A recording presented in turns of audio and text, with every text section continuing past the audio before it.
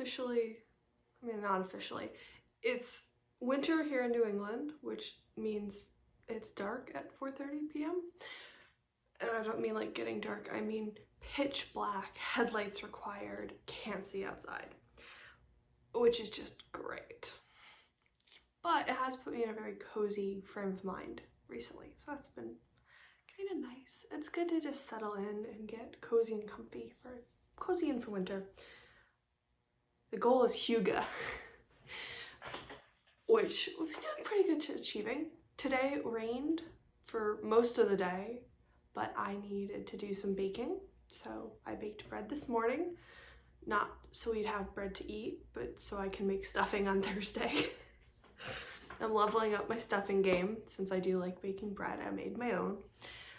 Although I realized somehow I only have one bread pan, and that one bread pan, it was in use already. So I kind of just shaped them and then baked them on a sheet pan because I didn't really care what shape they were, because I'm just gonna, you know, hack it up and leave it out so it gets stale so I can make stuffing out of it. It didn't, they browned beautifully, but they're very, they're very wide and short loaves of bread. But I had a hunk of it for lunch and it was delicious. So that'll be good. I have got everything ready for at least for the Americans. Thanksgiving is on Thursday. So we've got all the food ready, plans are made. Just gonna be the two of us, so not going anywhere, not seeing anyone, but it's gonna be quiet and really cozy here at home. So that's gonna be fun. And the end of the hat knitting extravaganza is coming to an end. I have quite the mountain. And then like last week, I really thought about the fact that I have a lot of hats, but they're all adult hats. I don't really have a lot of kid hats. So I figured, yeah, I'll knit some of those. Oh my God, they're even more like potato chip than adult hats. It's hour and a half, maybe 3 hours worth of knitting and it's done. It's so fun. So I started, I'm gonna go out of order, but this is the last one I made, which is Luke, L-U-U-K, Luck, some other variety of words, but Luke by Annis Jones, and it's super cute. And usually I don't go for baubles, but like that's adorable on top of a hat, so it gets a bauble.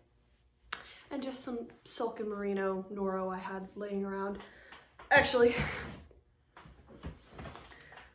I have 4 more skeins of it.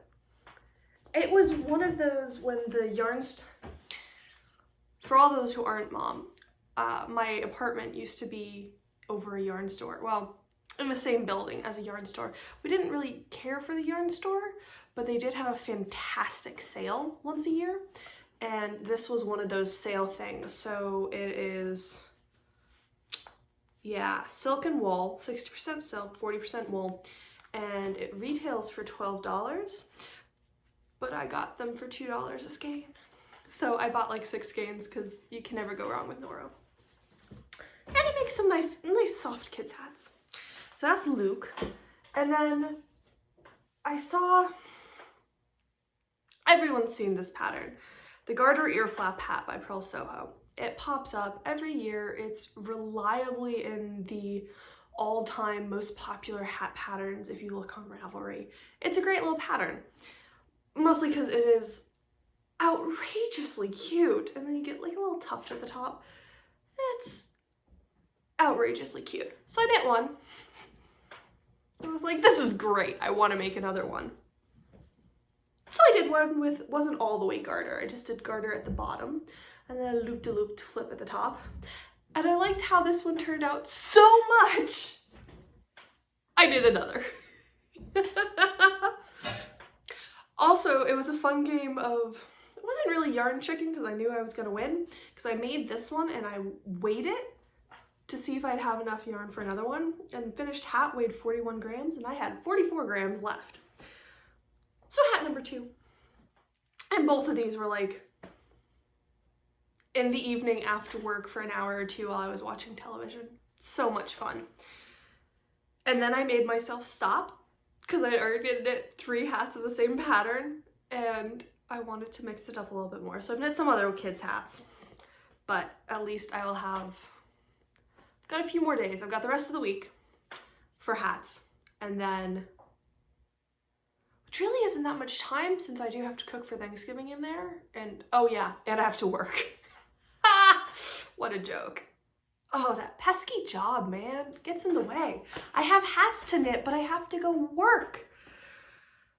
Oh, can I be independently wealthy yet so I could just spend my day knitting and baking bread for friends? Please? Anyway, I've got the rest of the week for hat knitting, and then next weekend is going to be, I'll send you pictures. There's, let's just go for this little spoiler. None of these hats have been blocked yet. So imagine what you will with that information. But that's planned for next weekend, and then I'll probably post it and start giving them away. So the next video you guys see will have the end of the hat extravaganza, so I can talk to you about something that isn't knitting hats. I have done something other than knitting hats in the last couple of weeks though, which is, I know, very strange. But I wanted to sew myself a few more masks because my like basic black mask is technically a Halloween mask. It's like a gray on black printed with like a Halloween newspaper print, which is great. It's really cute. I loved it. I wore it for, you know, all of September, all of October, and I'm still wearing it. But as we get to like not Halloween, I really should have some basic black, not Halloween themed masks. So I thought, okay, I've got plenty of fabric, none of it is solid black. I do have dye though. So I took some fabric and I stuck it in a pot with some black Rit dye and I over dyed it. Now, maybe you'll know what happened. I followed all the instructions, like to the T, followed all the instructions, weighed my fabric, did everything, let it sit for an hour and a half with stirring, which is like half an hour longer than they say you have to. That's not black. Don't get me wrong, I'm not terribly upset. It's a really pretty dark teal, and I will 100% be making myself a mask. But that's not black. It is 100% cotton fabric, exactly what this dye is meant for. Why isn't it black? I don't understand. And then this one I was actually trying to do kind of like a shibori setup, so I scrunched this one up and I didn't stir it because I specifically wanted a bit more variation in the coloring, which worked really quite well. But it too, kind of hard to tell on the camera, but in person it's a really deep dark purple, which like deep dark enough that it does still read as black, but it's not actually black. Again,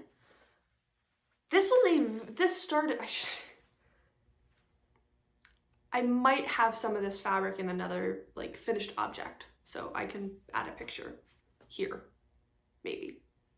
I'll look. But this started its life as a very pale kind of tealy blue-green, but very pale, quite light, so it should have dyed really well. Again, why isn't it black? I don't understand. But either way, I cut out 2 masks earlier. Now I just have to sew them. I haven't sewn anything in an age. That'll be fun. That'll be good. What I have also been doing though is more of paper crafting. So getting ready for our upcoming holidays, which I am very excited for. I had some plans for the house decorating, and especially of wanting to do more of making, because like I'm all for, you know, do whatever makes you happy, especially when you're decorating your space. If you want colors, if you want simple, if you want just everything, that's up to you, whatever makes you happy.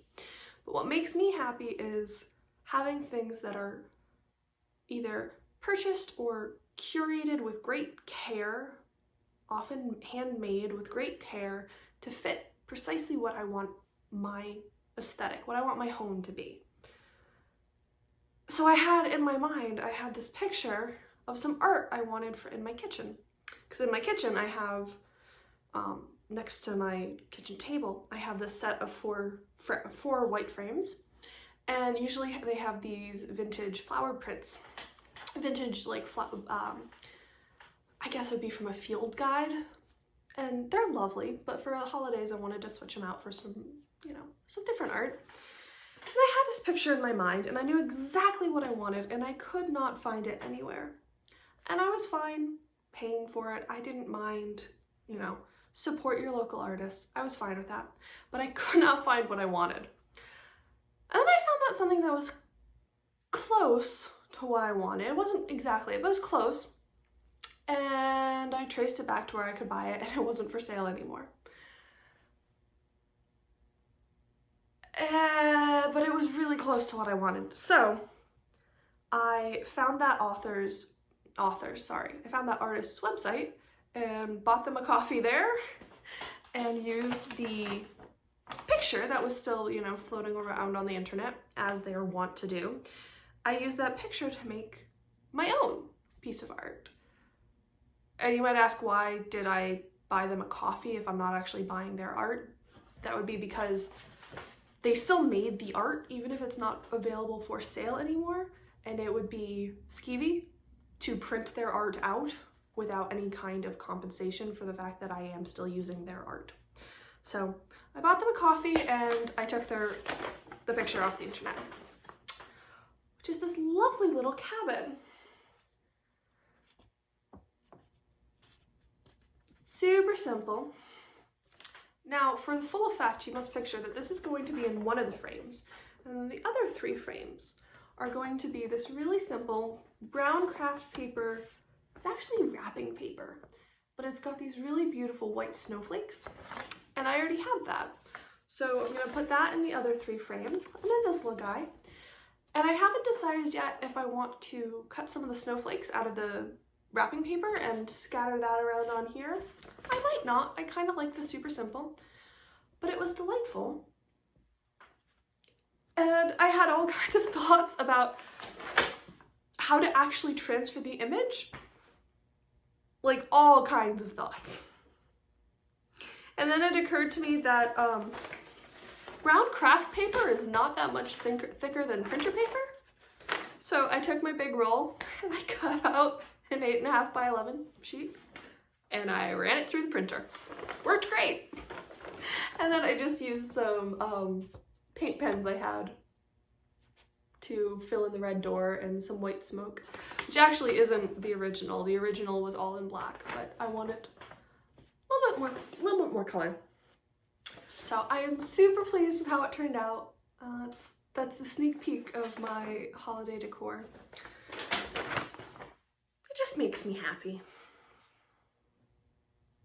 Especially this year. This year can use all the extra oomph it can get for cozy and Hygge and happy. So that's where I'm finding some of my happy.